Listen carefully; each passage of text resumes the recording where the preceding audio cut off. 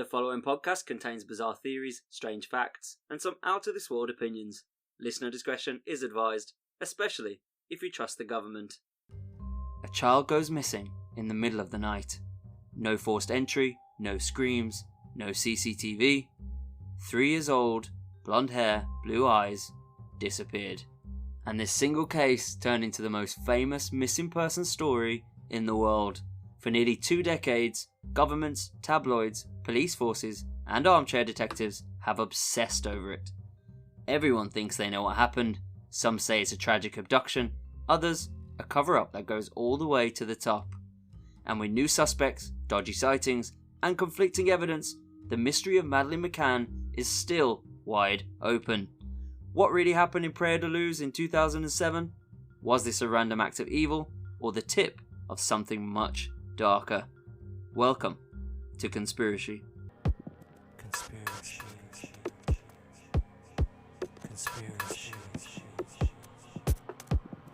Hello and welcome back to another episode of Conspiracy, having fun with conspiracy theories, the podcast where I dive headfirst into the weird, the wild, and the wonderful world of conspiracies. I'm Ash, your host, and I drop new episodes every single Wednesday. Quick disclaimer, this is a comedy and entertainment podcast where I take the official story, rip it apart, and ask the questions no one else wants to. Some people meditate to relax, but me, I like tangents about aliens, lizards, and the Vatican. Same vibe. Now, if you're new here, let me break it down, because every Wednesday I take one big theory the world can't stop whispering about, and I pull it apart piece by piece. I look at the so-called official story, weigh it against the conspiracies, and hopefully somewhere amongst it all, we figure out who's lying to us. But if you are a returning listener, don't forget, once we've covered our big theory of the week, the episode doesn't end there, because after that, you'll want to stick around for my favourite bits of chaos, the headline of the week, tinfoil confessions, and of course, the wacky wheel of weird. These 3 sections are bound to make you scratch your head, have you cackling like a hyena, and questioning if we're stuck inside the Matrix. And trust me, today, every single section is going to be wild. And remember, if you like what you hear, hit follow, leave a review, and tell your mates. The more ears we get, the more fuel I've got to keep digging into the madness. As you can tell by the title of today's episode, we're covering the disappearance of Madeleine McCann. Now, you probably heard the name already, but do you know the full story? Well, let's get into it. Alright, let's take it back to where this all began. It's May 2007, Praia da Luz, Portugal. It's a quiet seaside town on the Algarve coast. You know the type: cobbled streets, sleepy cafes, retirees shuffling about in sandals. The loudest noise is usually a seagull stealing a chip, the perfect spot for a British family getaway. The McCann family arrived on 28th of April 2007 for a 1-week holiday. Kate and Jerry, who are doctors from Leicester, respectable, ordinary, and they have their 3 kids in tow. Madeleine, 3 years old, blonde hair, big smile, and the twins, Sean and Amelie, only 2. It's that stage of parenthood where you can barely survive a week at home without Peppa Pig on repeat, so of course the dream is holiday apartment, sun loungers, and your mates nearby to share the stress. They're staying at the Ocean Club Resort. Now, this is important because it wasn't like a single family villa. These were apartments stacked very close together. The kind where, if your neighbour sneezes, you know what flavour the tissue was, right? So if anything happens in these rooms, somebody should hear. That's the first red flag. Now, every night of this holiday, the adults had a routine. Kids in bed, adults head out for tapas at the restaurant on the resort. It's only about 55 metres away, right? They called it the Tapas 7. 7 parents, having dinner, wine flowing, checking the kids every so often. Sounds harmless, right? Except, here's the bit. No babysitters, no monitors, no one actually watching the children. Just a tag team of half-hearted check-ins while everyone else is smashing down squid and sangria. So they've been following this routine for the last 5 nights, which leads us to the 3rd of May 2007. Now this night was going to go a whole lot different. So let's take a look at the timeline. At 9:05 p.m, Jerry, Madeleine's dad, goes back and does the dad check. Madeleine's asleep, twins are asleep, all quiet, so he heads back to dinner. At 9:30 p.m, their mate Matthew Oldfield offers to do the next round. But here's where it gets sketchy. He says he popped into the apartment, saw a bit of light, but he doesn't actually look at the kids. He doesn't step into the bedroom, just peeks, shrugs, and heads back. And like, mate, if you're gonna do the childcare shift, at least confirm there's still 3 children in the room, no? That's literally the job.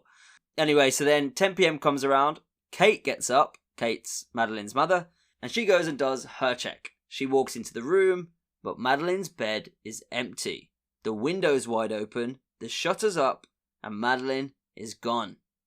Now, let's pause here, because 3-year-old child vanishes into the night in a resort where you can hear someone unzip a suitcase 2 rooms over, and yet no screams, no cries, no one saw anything, and no one heard a thing. I think when I was 3, I probably could wake the dead with one of my tantrums. So you're telling me someone lifts a child out of bed and it's quieter than a ninja's fart? Either the kidnapper was a ghost or the whole resort's ears were switched off at the same time.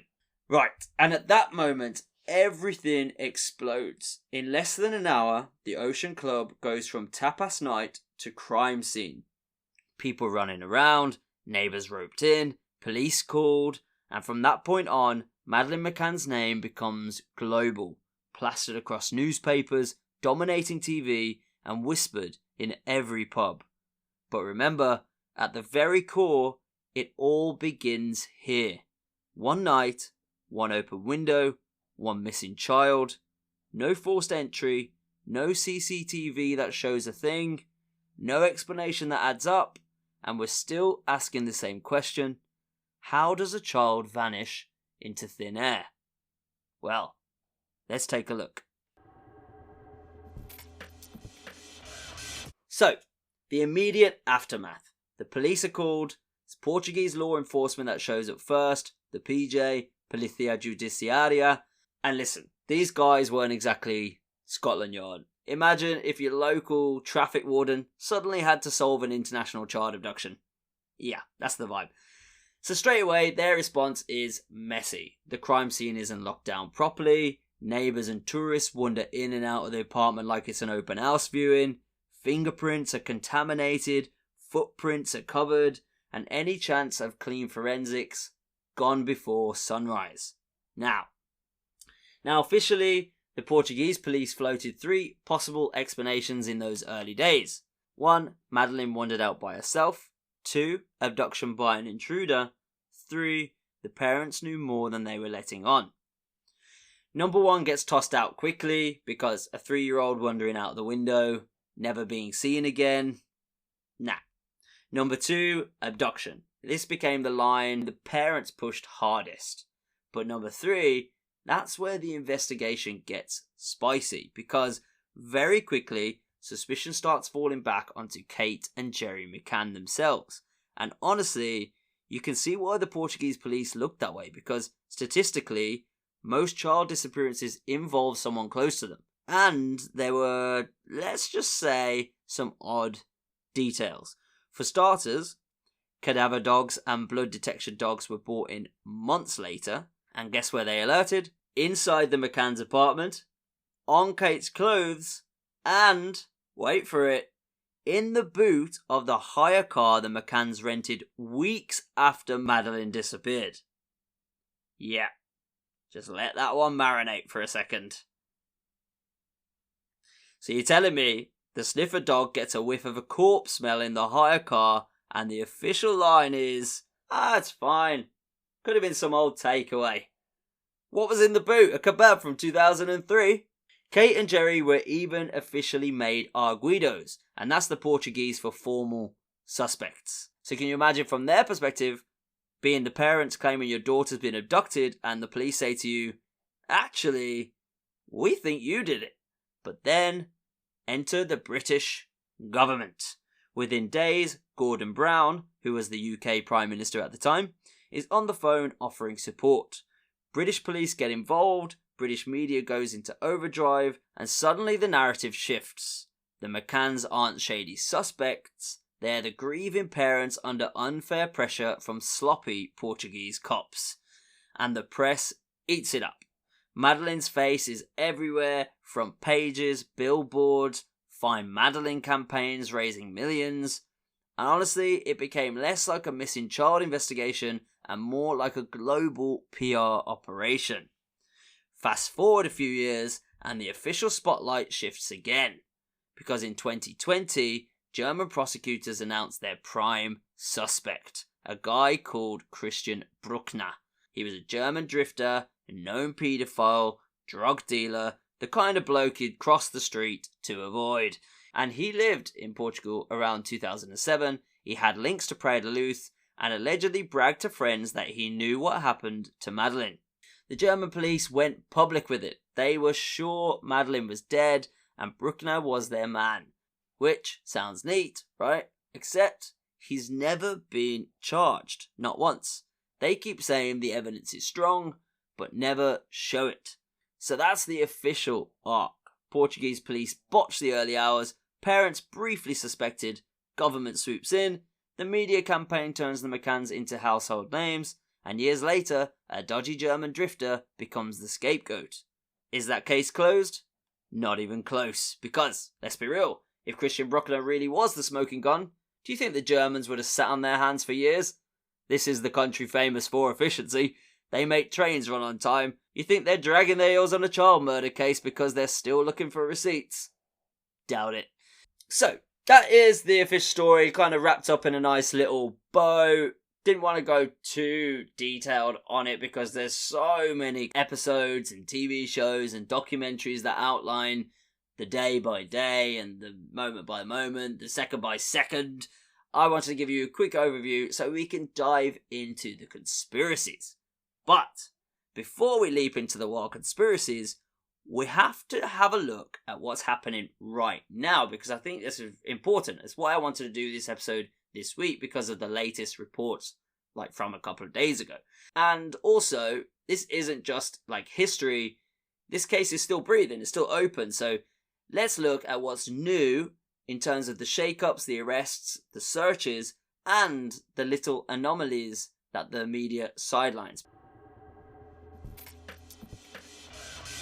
Recently, like literally a couple of days ago, the German suspect, Christian Bruckner, was released from prison. Now, this is a big one because he was in jail, not because of anything to do with Madeleine McCann, but he was serving time for an entirely separate rape conviction unrelated to 2007, right?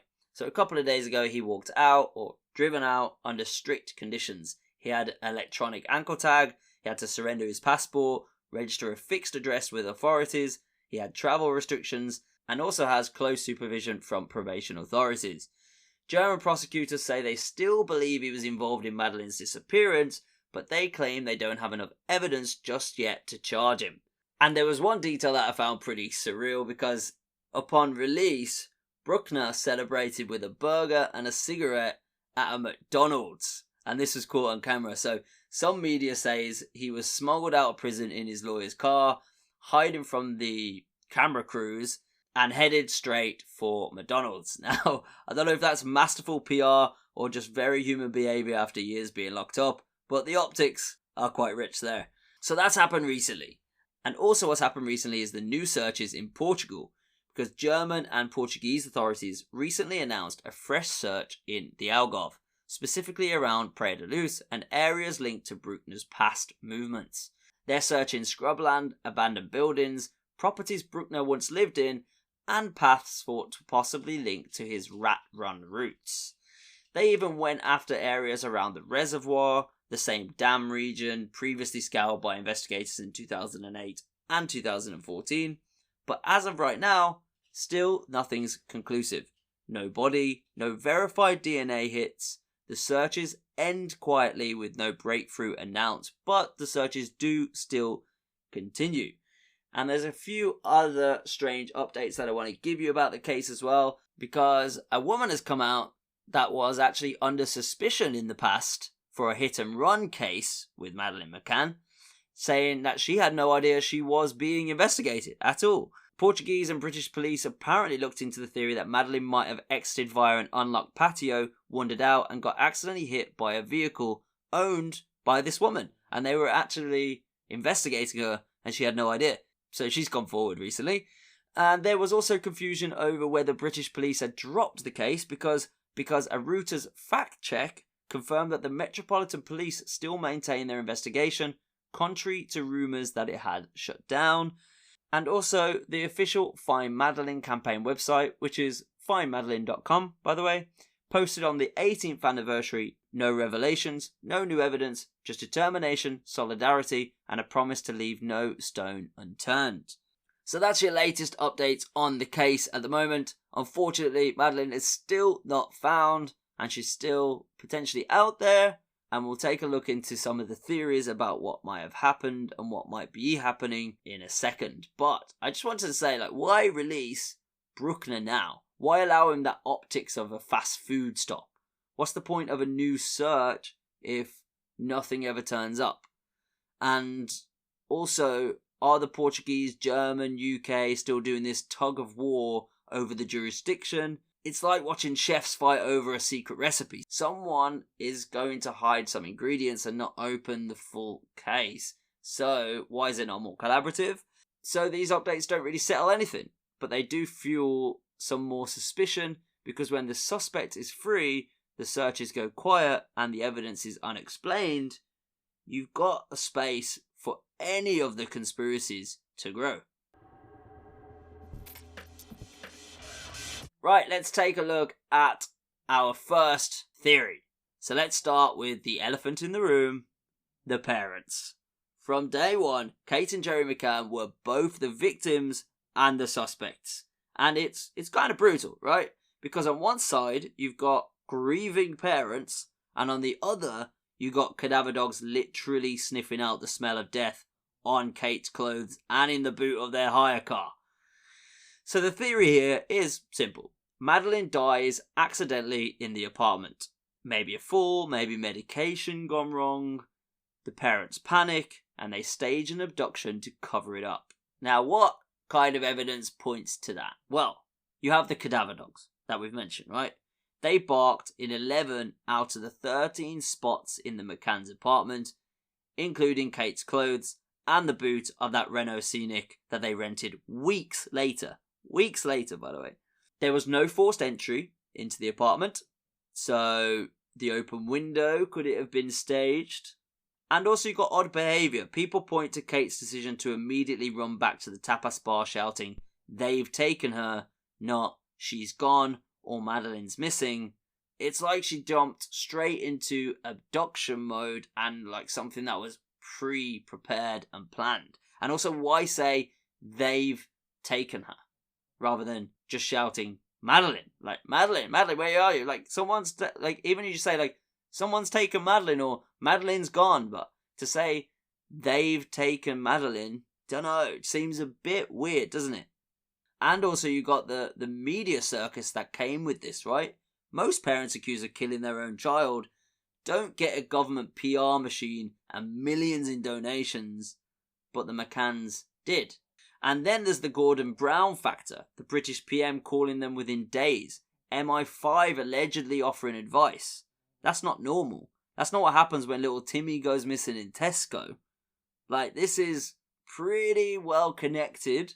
So, could they have been responsible? Do they have connections that allowed them to achieve this? Potentially. But how does the official narrative kind of fight back to that conspiracy? Because I do want to give it a holistic view. So, obviously the Portuguese police did suspect them. They were officially named arguidos, but they were later cleared when British involvement ramped up, saying that there just wasn't enough evidence against them. And the hire car, well, it could have been like a DNA transfer rather than something dodgy happening in the car. You got the cadaver dogs, which are not admissible in court, so easily thrown out. And to be fair, dogs sometimes do get it wrong. Do you know what I mean? Like if you've ever seen a sniffer dog at an airport, it just loses its mind at someone's backpack and just turns out it's like leftover ham sandwich, not exactly cartel bust or anything like that. So dogs can and do get it wrong. But when you do dissect it, if it wasn't the parents, why did the Portuguese police and the cadaver dogs line up on the same suspicion? Why the MI5 involvement? And why the full PR blitz within days? The facts say no evidence, but the feel of the case says something is fishy, something's off. So what if the McCanns were just too well connected to ever be prosecuted? So, do I buy it? Look, I think it's possible. People still swear the parents staged it, right? Parts of it make sense, especially the cadaver dogs. And it is the dogs that does make me raise my eyebrows a little bit, especially that DNA in the hire car weeks later. Like, that is suspicious, right? But on the flip side, would they really maintain a life for 17 years under the global spotlight, fending off lawsuits and interviews? Like, that would mean that they were, like, extreme sociopaths. And that's hard to picture, unless, of course, they had help. Alright, so our next one gets properly sinister, because the theory goes like this.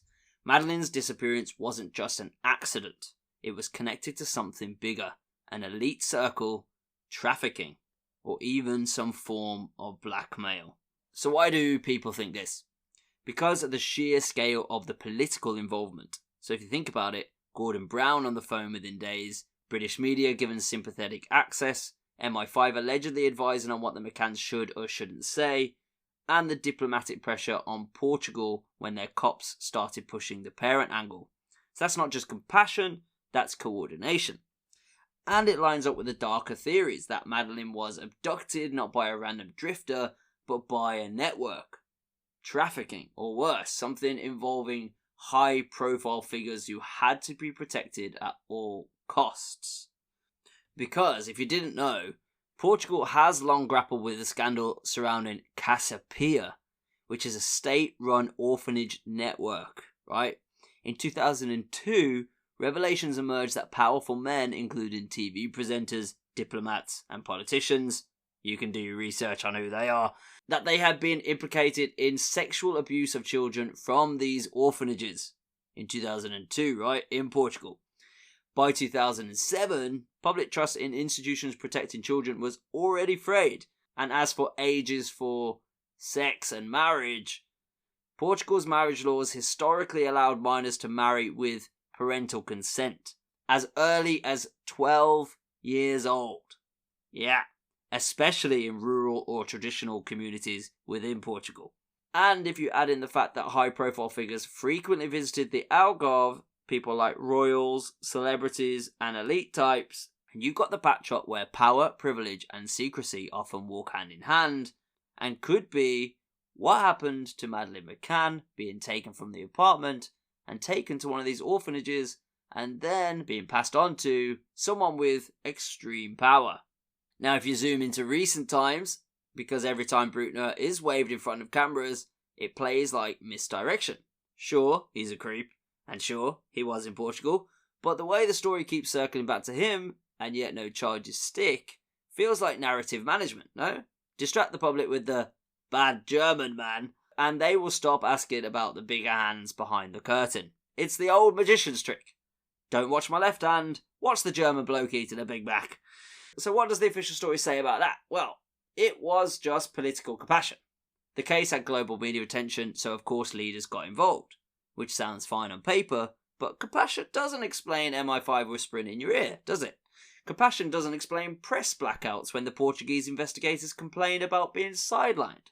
And if it was just sympathy, why not throw that same way to other missing kids abroad? There are hundreds of British kids that have gone missing overseas. None of them got a phone call from Downing Street and a PR budget bigger than most movie premieres. Do I buy the official compassion line? Nah. This feels like narrative management to me. Something bigger was being protected, and whether that was the McCann's reputation or darker elite interests, that's the part we'll probably never see written in black and white. Look, I don't think Gordon Brown was smuggling kids in his briefcase, but I do think the level of state involvement screams someone somewhere with power wanted this case contained. Right, so let's explore one of the darkest theories. It's way too central to ignore it, and it's the idea that Madeleine McCann wasn't killed, she was trafficked. Portugal actually had a documented problem with trafficking at the time. Europol reports flagged routes through the Algarve coast, wealthy tourists, yachts, connections to Morocco, and then you got the sightings. Dozens over the years. Madeleine in Morocco, Madeleine in Spain, Madeleine in a car with strangers, non-proven, but all of them tantalizing.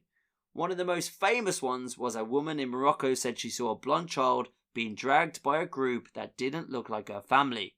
Police chased it down, but it led to a dead end. So was she trafficked? She became such a high-profile case, especially because she had that teardrop eye thing going on. If you don't know what I'm talking about, just Google Madeleine McCann and you'll be able to see on one of her eyes, she has a little teardrop mark, which is very, very distinguishable. So if she was being trafficked, or is being trafficked, she would potentially still have the option of being found just because of that distinguishing factor of her eye. And the trafficking theory would explain why when Madeleine was abducted, there was just silence. No forced entry, no noise, just a smooth handover to people who would have known what they were doing in that situation. So the official narrative says to that kind of random lone paedophile, probably Buckner did it, it's not an organised thing, it was just one man. Okay, but then what about all the sightings? Why the chatter about yachts and ports in the Algarve? Why the multiple reports of children being trafficked through Morocco around that same time? And also, Christian Bruckner is a disgusting human, but he doesn't explain away a whole trafficking pipeline that was known to exist. And the fact that new searches in 2025 are happening around reservoirs and roads, that's not just about one guy's camper van. That screams they're still chasing some type of movement or some kind of channel that they know trafficking happens on. So, do I buy the trafficking angle? Kind of, yeah, I would. It does tie too neatly with the silence and the speed of the abduction. You don't just vanish without a trace unless someone knows exactly how to make you vanish without leaving a speck of evidence. And honestly, it does chill me the most because it doesn't require any shadowy, deep state villain conspiracy, just a well-practiced, well-connected, and experienced network. And trust me, those networks exist. So off the back of what I was just saying about the sightings, I think it's important to kind of have a look at some more of them. Because if she is still alive, then raising awareness about some sightings and where she could potentially be is crucial, right?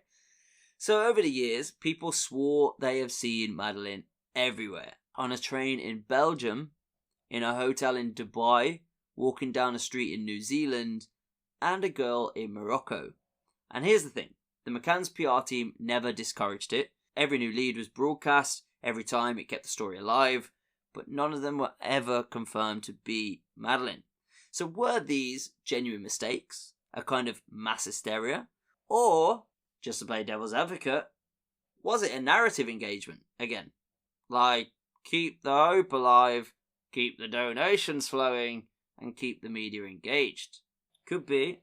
But also, maybe people make mistakes, right? People see what they want to see. So, the sightings of just a blonde young girl, I mean, it's not hard to think, oh, I've seen Madeleine McCann, because at the time in the mass hysteria and how widely published this was, that people just saw a blonde girl and was like, that's Madeleine McCann.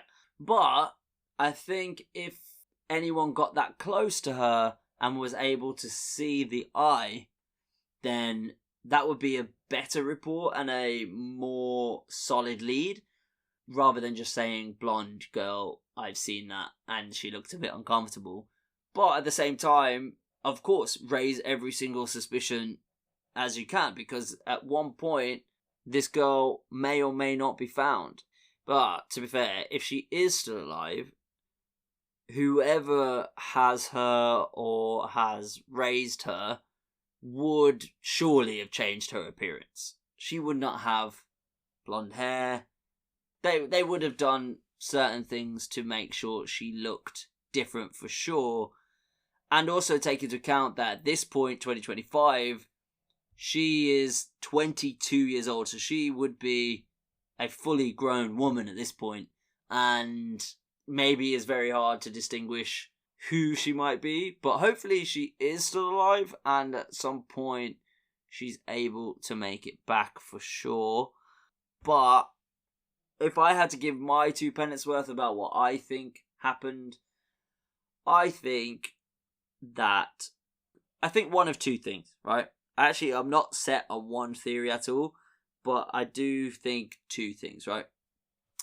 It's either the parents did it and there was an accident and they accidentally killed her or gave her the wrong medication, or she fell, hit her head, they panicked, they didn't know what to do, so they kind of hid the body somewhere, maybe even had help from the friends to make this happen, or just kept it amongst themselves and kind of planned it between Kate and Cherry and said, okay, at this time we're going to come back and we're going to scream that everything's gone wrong. So either they did it, accidentally killed her, or Madeleine accidentally died. They didn't have to actually kill her, but they panicked and they hid the body. Weeks later, when they got the hire car, they then put the body in the car and they drove her to somewhere and got rid of the body that way. Or the hire car that they got was the car that was used to get her away, and they knew the person that owned that car or hired that car, and it was all kind of orchestrated amongst themselves. And she was buried and she's somewhere like that, right? My other theory is that she was abducted because someone was scoping out the place. They saw that every single night the parents would leave the kids in the thing, and the apartment that the McCanns were staying in was on the street. So they saw, okay, there's a child in there, we need that child, perfect for our trafficking ring, and they've abducted her, they put her into trafficking, they kind of got her out the country as quick as possible, maybe to Morocco, and then what they saw was that this whole thing blew up and it became a worldwide phenomenon, and that Madeleine was going to be able to be recognised quite quickly. So what they did was they killed her, they disposed of her body. I do personally think that she's at the bottom of the sea. Unfortunately, I would love it if she's still alive and she came back to her family. That would be so amazing to see and for them to experience. But yeah, I'm not entirely sure. I do think she is probably at the bottom of the sea. Even if she was taken by some kind of elites and she was put onto a yacht, as soon as it blew up and the press, whatever, I think she would have gone overboard at that point.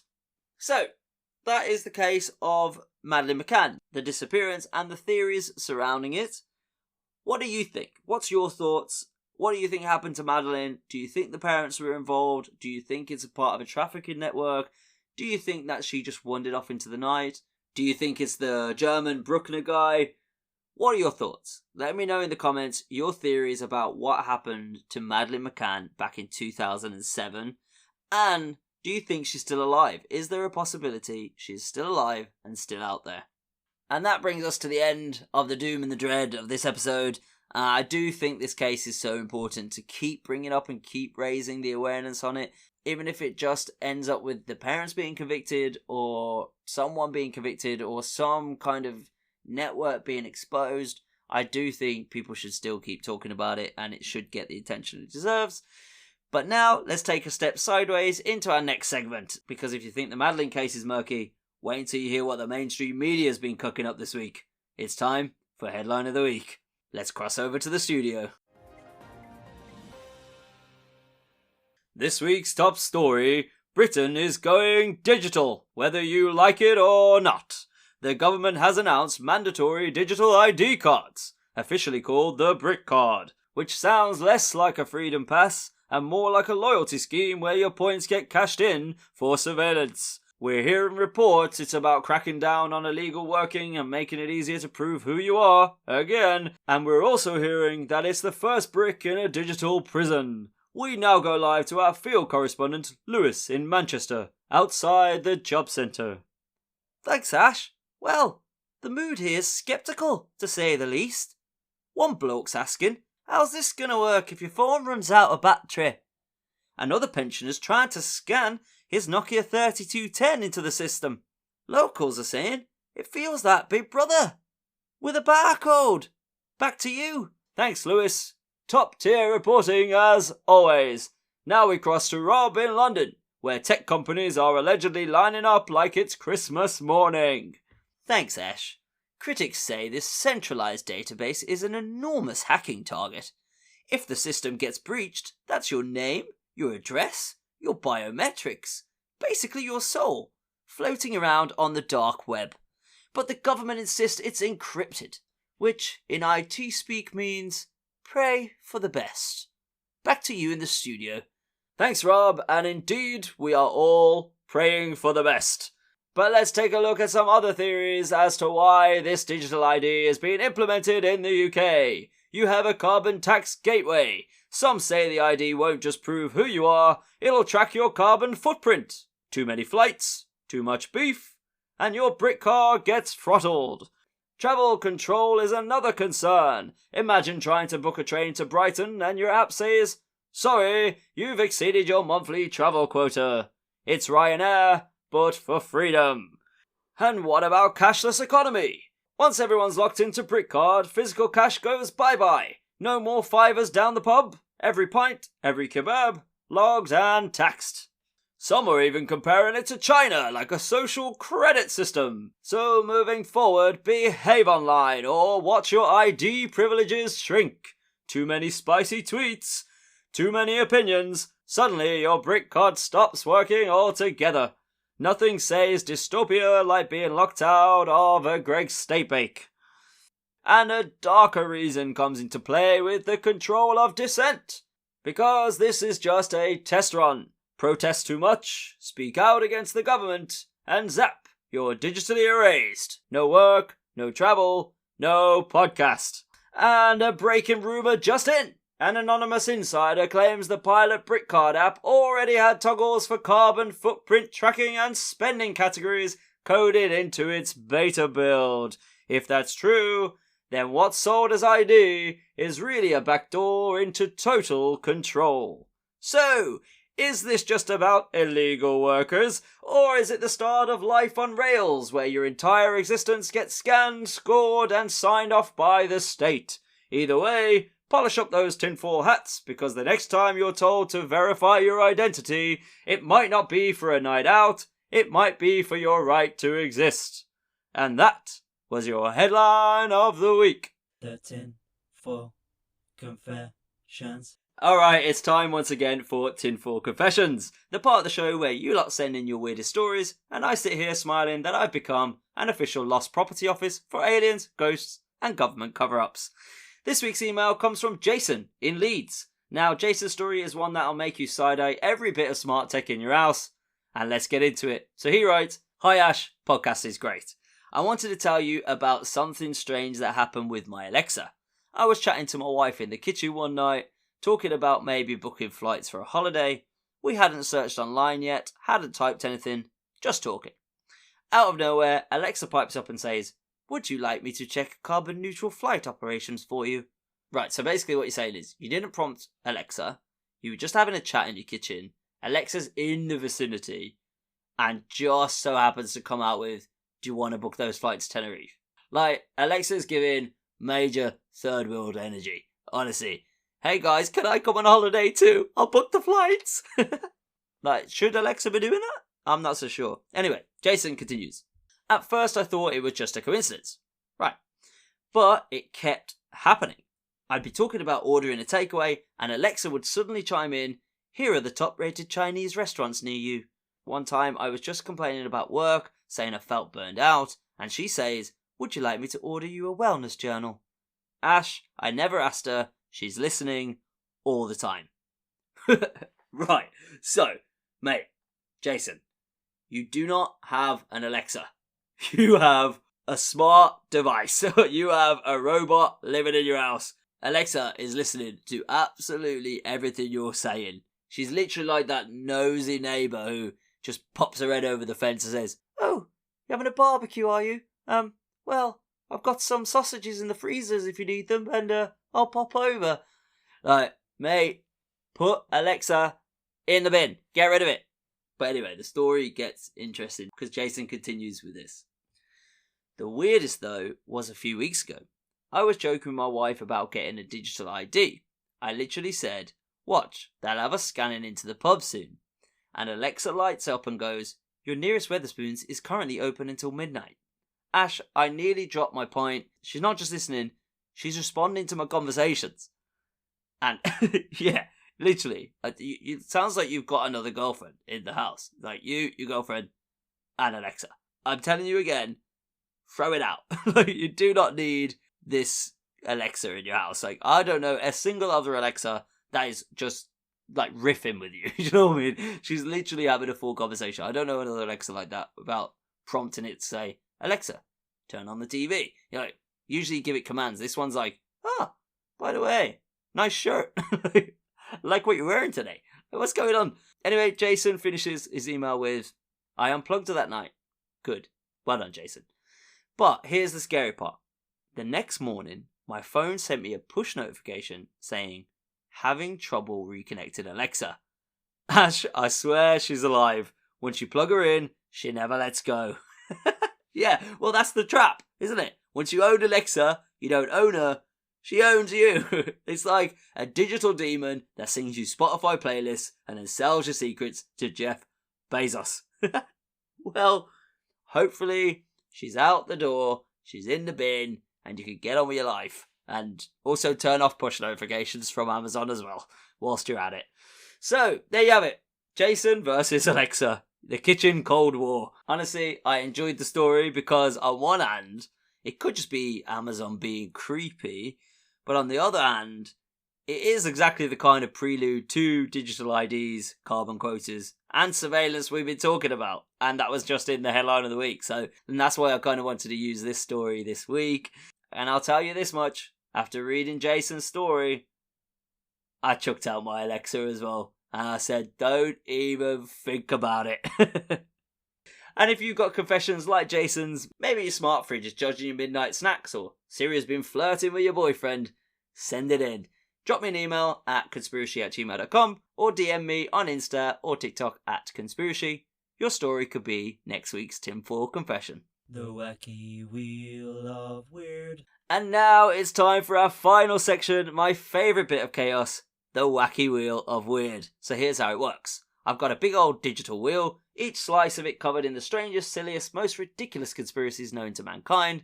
These are the ones that aren't quite big enough for a full conspiracy deep dive, but do deserve 5 minutes of pure chaos. Some of these will make you laugh, some will make you scratch your head, and most of them will make you question whether humanity's collective brain has literally melted. So, without further ado, let's spin the wheel and see what madness the universe wants us to explore today. And the wheel lands on the Titanic never sank. Okay, let me pull it up. So yeah, you heard me. According to this theory, the Titanic, the unsinkable ship, the iceberg smasher, Leo and Kate's floating love boat, never actually sank. Instead, it was swapped with its nearly identical sister ship, the Olympic. Why? Simple. Insurance fraud. So here's the story. The Olympic had been badly damaged in an earlier accident and wasn't making any money. The owners, JP Morgan and the White Star Line crew, allegedly hatched a genius plan. They'd quietly swapped the Olympic for the Titanic on her maiden voyage, loaded up with unsuspecting passengers, and then, whoopsie daisy, iceberg, collect the insurance payout. And just to spice it up, theorists point out that a bunch of powerful men who opposed the creation of the Federal Reserve were booked on that voyage, and guess what? They all went down with the ship. Meanwhile, JP Morgan, the guy who was meant to be on board, mysteriously cancelled at the last minute. Suspiciously convenient. Like, oh, sorry lads, I got the plague. Go on without me. Good luck for your next 30 days, because you won't exist after that. Now, the official story, of course, is that the Titanic hit an iceberg and sank, as we all know, we've all seen the film. End of. But let's poke some holes in that story. Pun definitely intended. So, 1. Survivors reported controlled fires in the boiler rooms before the iceberg was ever hit. So was the ship already doomed? 2. Some photos of the wreck show the hull number looks like it matches the Olympics, not the Titanic's. And 3. Here's my favourite. When the wreck was discovered in 1985, certain parts were missing, like identification plates, making it weirdly hard to prove 100% which ship it actually was. And isn't that just like losing your number plate and telling the police, "Trust me, officer, this is definitely my car. Ignore the fact it's shaped like a Vauxhall Astra but says Ferrari on the back." So, is it true? Did the Titanic never sink? Was it all a money grab and a convenient way to get rid of a few enemies? Or was it just a really, really unlucky iceberg encounter? I'll let you decide on that one, but next time someone tries to make you watch the movie again, just shout "wrong ship" and see how fast you get thrown out of the living room. And that was your wacky wheel of weird. And that, guys, brings us to the end of this week's conspiracy. From Madeleine McCann to Alexa snitching on your private combos to the Titanic pulling the greatest insurance scam in history, one thing's clear: the world is not as boring as they want us to think. Maybe it's corruption, maybe it's chaos, maybe it's just Alexa trying to ruin your marriage by suggesting carbon neutral flights. But hey, the questions keep piling up. And you know me, I'll keep asking them, even if it makes your nan side-eye the toaster like it's an MI5 plant. Remember, I don't just sit here talking to myself, I want to hear from you lot. Got a theory? Got a story? Maybe your Wi-Fi only cuts out when you say the words lizard people. Slide into my DMs or Instagram or TikTok @conspiracy, or drop me an email, conspiracy@gmail.com. If you enjoyed this ride, do me a solid, give the podcast a rating, share it with a mate, or even better, leave a review that's weirder than the theories. The algorithms love it almost as much as pigeons love spying. Until next Wednesday, keep your tinfoil hats polished, keep questioning everything, and remember, the truth is out there.